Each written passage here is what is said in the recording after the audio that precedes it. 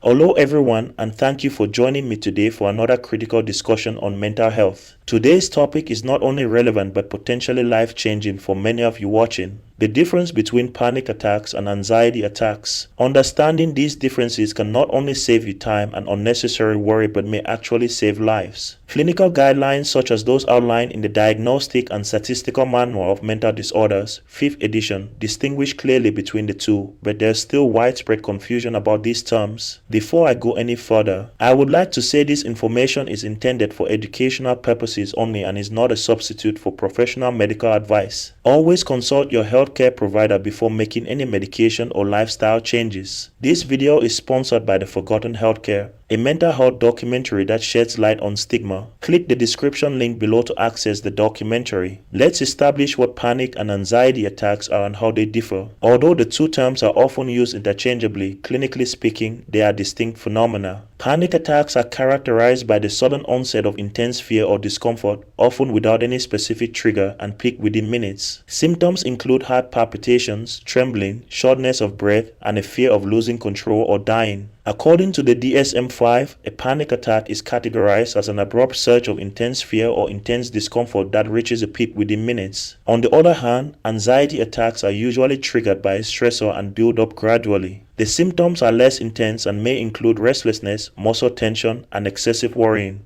Although the term anxiety attack is not formally recognized in the DSM-5, it is a commonly used term to describe a less severe form of acute anxiety. Often, people overlook or mistake the signs of these attacks, which could delay necessary treatment. For instance, digestive issues, chills, or hot flashes may be attributed to external factors when they could be symptoms of a panic attack. Moreover, a study published in the Journal of Clinical Psychiatry highlights that as many as 23% of people who go to the emergency room suspecting a heart attack are actually experiencing a panic attack. Understanding these subtle symptoms can be crucial in making the right call in a high-stakes situation. It is, however, important to rule out medical causes and not assume you are having a panic attack. When it comes to intervention, the strategies differ based on the type of attack. Cognitive behavioral therapy is effective for both panic and anxiety-related issues, as indicated by multiple studies including those published in the Archives of General Psychiatry. However, medication like benzodiazepines may be used more frequently for panic attacks, while selective serotonin reuptake inhibitors are often the choice for chronic anxiety, as supported by a meta-analysis published in the Journal of Clinical Psychiatry. Accurate identification of the type of attack you're experiencing is vital for effective intervention